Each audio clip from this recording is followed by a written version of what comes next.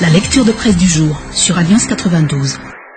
De la lecture de presse pour ce jeudi 21 mars, nous allons tout de suite commencer avec JDM, le journal de Madagascar, quotidien d'information gratuit, qui est à son 913e numéro, et son billet très simple, très clair, et bien concis également, qui nous titre ici « La fin pour les ennemis de la fin de la transition ». Le mot « fin » revient 2 fois ici. Personne n'a intérêt à ce que la crise s'éternise, enfin, si ceux qui ont goûté à l'ivresse du pouvoir et qui ne peuvent plus s'en défaire, mais à ne pas oublier que ce genre d'addiction, comme toute chose d'ailleurs, est une médaille à revers, car même s'ils parviennent à rallonger la transition, ils signent eux-mêmes d'ores et déjà la fin de leur carrière politique, car la population sait bien de qui il s'agit. Le billet bien concis. Madagascar Matin, pour enchaîner la lecture de presse de ce jour, à la une, retour aux origines, après l'escapade, le temps des regrets. Voilà, ici, le titre mis à la une par Madagascar Matin, et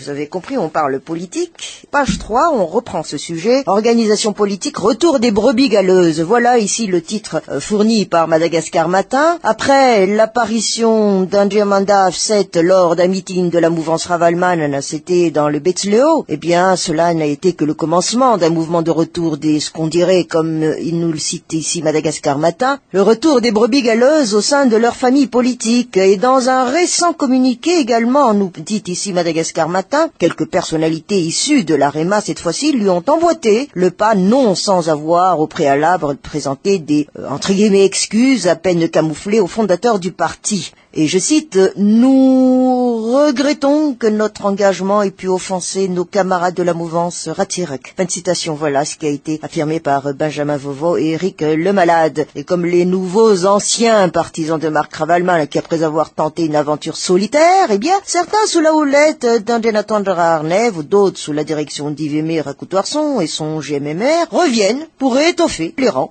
Les principaux cadres de l'AREMA, ayant rejoint Andrazuel, font leur mea culpa et tentent une réconciliation fraternelle de notre famille politique. Il est évident, nous constate ici Madagascar Matin, que ces personnalités ayant tenté l'aventure solitaire sont en position de faiblesse par rapport à ceux qui sont restés fidèles à leur mouvance contre vents et marées. Elles auront ainsi fort à faire au moment où leur formation politique donnera son investiture durant les prochaines élections, notamment locales. Car au fond, nous livre ici Madagascar Matin, ce retour au bercail s'explique largement par des calculs politiques électoralistes. Certes, Rin Andjamanda Afset est un personnage connu depuis qu'il est devenu ministre et en tant que figure importante des jeunes teams, mais sans sa mouvance, il n'a aucune chance de gagner un quelconque scrutin. De même, nous dit ici encore un exemple Madagascar Matin, Benjamin Vovo et les autres membres du bureau national du parti AREMA ont beau soutenir qu'ils font partie des personnalités politiques importantes du régime transitoire, sans le soutien de l'AREMA, leur chance aux prochaines élections, s'ils seront bien sûr candidats,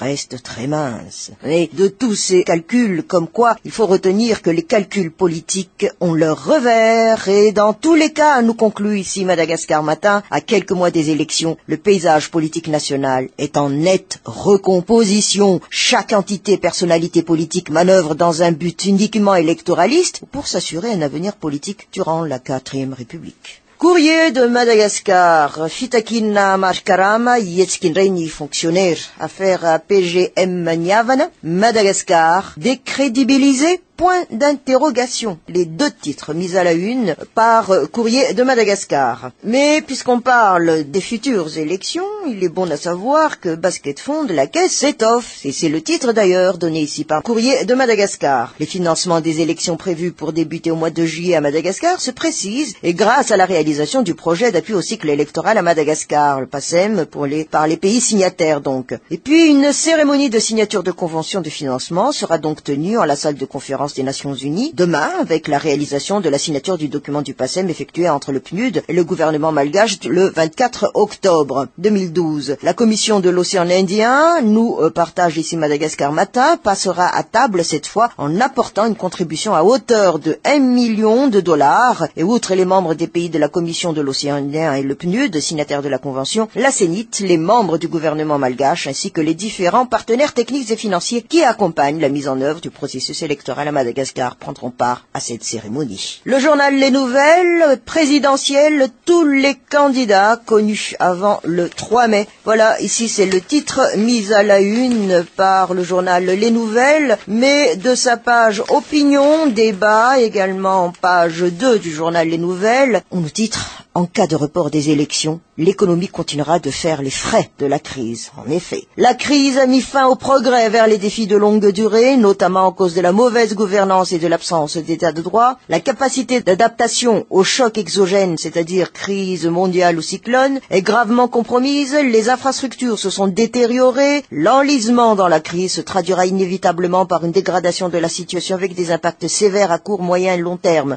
C'est sur ces termes, nous rappelle ici le journal Les Nouvelles, que la Banque mondiale a lancé un cri d'alarme l'année dernière sur la situation économique de Madagascar. Un appel qui n'est pas passé inaperçu pour les observateurs avisés du contexte socio-économique du pays, mais est ici, au journal Les Nouvelles, de peser les mots qui est resté dans l'oreille d'un sourd chez les insatiables du pouvoir politique. Ces derniers tentent tout pour faire perdurer la crise au risque de se mettre à dos la communauté internationale dans un contexte où l'opportunité de la mondialisation n'est plus à démontrer. Dans cette optique, nous analyse ici le journal Les Nouvelles, les entreprises franches figurent parmi les exemples tangibles. Car dans ce domaine, rares sont ceux qui peuvent se targuer d'avoir trouvé un salut ailleurs qu'au bord de la route, parmi ceux qui ont perdu leur emploi durant cette crise. Et pourtant, l'étude menée par l'Institute of Development Economies, basé donc au Japon, et le département de l'économie de l'Université de Madagascar a noté il y a 4 ans que le pays figure parmi les quelques pays africains où l'industrie de confection est l'une des rares industries manufacturières prospères en Afrique. Et c'est pour ça que le journal Les Nouvelles pose cette question. Alors, où sommes-nous actuellement ? Les États-Unis, initiateurs de l'AGOA et le MCI sont clairs là-dessus. Il faut d'abord le retour à l'ordre constitutionnel en bonne et due forme. Il faut noter, nous dit ici le journal Les Nouvelles, qu'après 4 années de crise, le manque à gagner des entreprises nationales ne cesse d'augmenter. Et les salariés en paient le prix fort. Plus précisément, les dommages causés aux entreprises par le rallonge de la transition impactent forcément sur les salaires des employés et donc sur le niveau de vie de la population. Il en est ainsi dans tous les secteurs d'activité économique du pays. Quoi qu'il en soit, nous dit encore ici le journal Les Nouvelles, la situation de Madagascar, qui est l'un des pays les plus pauvres au monde, continuera de s'engouffrer s'il n'y a pas un président élu cette année. Oui, c'est pour ça qu'on a besoin de retour à l'ordre constitutionnel pour revoir tout cela. Le quotidien d'information d'analyse, l'Express de Madagascar, nous titre « Flotte d'entreprises, le secteur privé interpelle l'OMERT ». Voilà ici le titre mis à la une et ce sera aussi le sujet de notre lecture de presse pour ce jeudi. Un débat très animé nous fait savoir ici l'Express de Madagascar. L'ambiance était loin d'être morose, c'était hier durant la rencontre des chefs d'entreprise et ce avec les directeurs généraux de Telma, Orange et Airtel. Elle n'a cependant abouti à aucun changement. La date d'application des nouvelles conditions d'abonnement reste le 1er avril et la tarification à 0 rial demeure supprimée. Les groupements professionnels ont donc décidé de s'attaquer à la source, nous partage ici l'Express de Madagascar. Ils vont interpeller l'Office malgache d'études et de régulation des télécommunications, l'OMERT donc, concernant les impacts de cette décision sur l'ensemble des entreprises. En détail, nous allons voir si l'Office a l'aptitude d'imposer une telle décision. Si jamais c'est le cas, nous allons demander à ce qu'elle ne soit pas appliquée le 1er avril. C'est quasiment impossible pour une société d'être prête en 15 jours. On aurait dû nous aviser bien avant que le budget de la société soit arrêté pour qu'elle puisse se préparer, choisir de maintenir l'abonnement ou changer. Voilà ce qu'a rapporté un chef d'entreprise qui était présent à la rencontre et de ajouter, je cite, « Analyse juridique de la décision sera également effectuée et que les entreprises ne comptent pas rester les bras croisés. » Fin de citation. Malgré cette réaction, enchaîne encore ici l'Express de Madagascar, certains entrepreneurs sont cependant pessimistes quant à l'annulation de la décision. Les opérateurs mobiles auraient demandé une augmentation de tarifs l'année dernière, mais les autorités de régulation ont rejeté leur requête. Les deux parties se seraient alors concertées sur cette modification apportée à la flotte d'entreprises, qui est qualifiée de modèle non viable. Certes, il y a des abus, mais ils ont employé la mauvaise méthode. En outre, ces abus sont du côté du public et de l'administration, admettent les chefs d'entreprise interrogés. Bref, la rencontre d'hier s'est déroulée au cours d'une réunion ordinaire du groupement des entreprises de Madagascar. Et la discussion sur la question de flotte a duré près d'1 heure, nous précise encore ici l'Express de Madagascar. Les grandes entreprises, qui sont également les plus touchées par la décision, ont assisté à la rencontre car la communication intraflotte est très développée dans le secteur privé et le volume intraflotte est dorénavant limité à une durée quasi nulle par jour. Midi Madagascar, Adzu Andrenenarvel en pré-campagne, ingérence contestée par certains ministres. Voilà le titre ici, mise à la une du journal Midi Madagascar. Mais concernant l'affaire PGM Niavna, révélation du staff de Berizik, voilà ce que nous titre ici Midi Madagascar et ce en page 3. Face donc aux polémiques provoquées par les rebondissements de l'affaire opposant la société Polo Government Madagascar et la compagnie malgache d'assurance et de réassurance Niaven, le staff du Premier ministre a décidé de sortir du silence et d'apporter des révélations. L'équipe de la direction de la législation et du contentieux et les conseillers juridiques du locataire de Mazoriv ont confirmé la position du chef du gouvernement,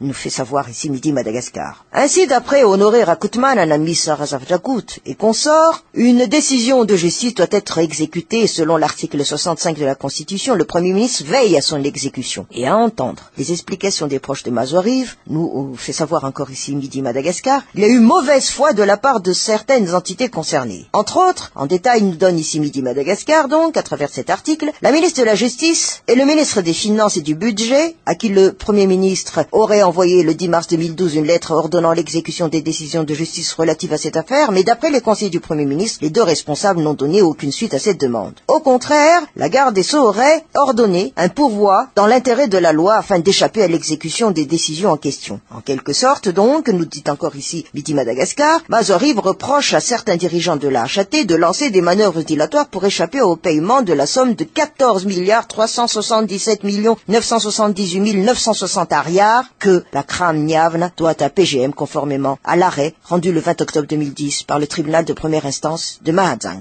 De toute cette histoire, on peut retenir ici, à travers cet article de Midi Madagascar, pour sortir le pays de cette impasse et de sauvegarder la crédibilité de Madagascar au niveau international, le staff de Jean-Omer Berizik lance un appel à l'endroit de tous les responsables de l'administration publique afin d'adopter une démarche commune et de lancer une négociation non seulement entre les autorités mais également avec la société PGM et la communauté internationale. Faut-il rappeler, nous dit encore ici Midi Madagascar, que la délégation de l'Union européenne à Madagascar, le consulat de Belgique à Tana et le gouvernement belge ont saisi officiellement plusieurs reprises le Premier ministre sur les difficultés rencontrées par la société PGM concernant l'exécution des décisions de justice qui ont pourtant été rendues par les juridictions malgaches. Et le staff de Mazoriv a confirmé hier que suite au refus d'exécution des dites décisions par le CMR Niaven, avec l'appui des autorités administratives malgaches concernées et par les incidents procéduraux contestés par le plan international, sur le plan international, l'État malgache se trouve dans une situation gravissime dans laquelle l'ensemble de l'appareil d'État, ses comptes bancaires en Belgique et en France, ainsi que le foyer des étudiants à Cachan en France, sont pris en otage. Et pour sauver la crédibilité de la grande île et de restaurer ainsi la confiance des investisseurs internationaux, Mazoriv appelle à la prise des responsabilités dans les meilleurs délais de toutes les entités concernées, nous conclut ici Midi Madagascar. Le journal La Vérité, Honoré Rakutman en a un avocat belge, point d'interrogation. Logiciel électoral, le SIGEM n'est pas pour le traitement des résultats. Voilà les deux titres mis à la une par le journal La Vérité. Mais l'éditorial ici du journal La Vérité mérite d'être partagé car grand nombre d'entre nous ici en voient aussi de toutes les couleurs si l'on parle de ce qui se passe à Tana. Et d'ailleurs le titre Tana, le gruyère. À peine les dégâts de l'affaissement de la chaussée sur les rives du lac Anous furent réparés. Voilà qu'hier, le macadam s'est aussi dérobé au passage d'un poids lourd à Soran, engloutissant presque totalement les roues du mastodonte. Dans les deux cas, les causes de l'accident sont les mêmes. Miné par les eaux d'infiltration, l'ouvrage n'était plus en fait que de l'asphalte suspendu et n'attendait plus le jour J et l'heure H pour s'écrouler. Effectivement, il y a un gros trou là du côté de Soran. À chaque fois qu'un de ces trous béants, de plusieurs mètres de diamètre et d'autant de profondeur, fait subitement son apparition sur une portion de rue que vous fréquentez quotidiennement, vous ne pouvez vous empêcher de vous dire que décidément, vous l'aviez échappé belle, étant donné que l'affaissement aurait bien pu se produire lors d'un de vos passages journaliers. Mais vous ne pouvez pas non plus éviter de penser que cela n'arrivera pas toujours aux autres, et qu'un de ces jours vous finirez bien par être celui qui est mal tombé et sur qui le mauvais sort a jeté son dévolu. D'une manière plus générale, nous fait savoir ici l'éditorialiste du journal La Vérité, et à voir les stigmates géants apparus après les effondrements de terrain qui surviennent à chaque saison pluvieuse, on s'aperçoit que le tréfonds de la ville d'Émile ressemble en fait à une énorme galerie de taupe qui s'est transformée en hasard de l'itinéraire des eaux. Autant dire que les écroulements ou glissements du sol peuvent survenir n'importe où et n'importe quand sans que rien ne puisse permettre de les présager. D'aucuns auront remarqué, nous fait savoir encore ici l'éditorialiste du journal La Vérité, le lendemain des journées d'orage, les agents de la commune urbaine d'Antananarive s'affairent ramasser par camion entier des tonnes de sable et de boue qui encombrent les rues d'Ambuzatouf. Le même fait est d'ailleurs observé du côté de Mamas. L'explication en est simple, nous déploie ici l'éditorialiste du journal La Vérité. Ces alluvions ont été drainées par les eaux de pluie à partir de hauteurs environnantes qui, on l'imagine donc, se dégarnissent inexorablement d'année en année, et il est pratiquement impossible de déterminer à quel point à l'heure actuelle, que l'on ne peut alors qu'avoir des sueurs froides en pensant à qui pourrait advenir à toutes ces constructions érigées à flanc de collines dont on ne sait ni leur fondation encore, une base solide ou non. Et puis, des mésaventures, il en existe. Et justement, ici à l'éditorialiste du journal La Vérité de nous dire que si nous avons l'occasion et le courage de remonter en plein orage les petits escaliers publics qui mènent vers les hauteurs de la ville, vous serez surpris de vous retrouver face à de véritables cascades impétueuses de boueuses capables de vous emporter facilement à la moindre perte d'équilibre. Car en l'absence de toute canalisation, les eaux sont livrées elles-mêmes pour emprunter d'une année à une autre un itinéraire imprévisible, et ce, au fur et à mesure des changements dans la configuration des lieux. En effet, il nous dit encore ici l'éditorialiste, si normalement l'extension de la ville aurait dû être sous l'impulsion des autorités communales ou centrales, c'est à l'inverse qu'on a assisté. L'initiative était presque totalement laissée aux particuliers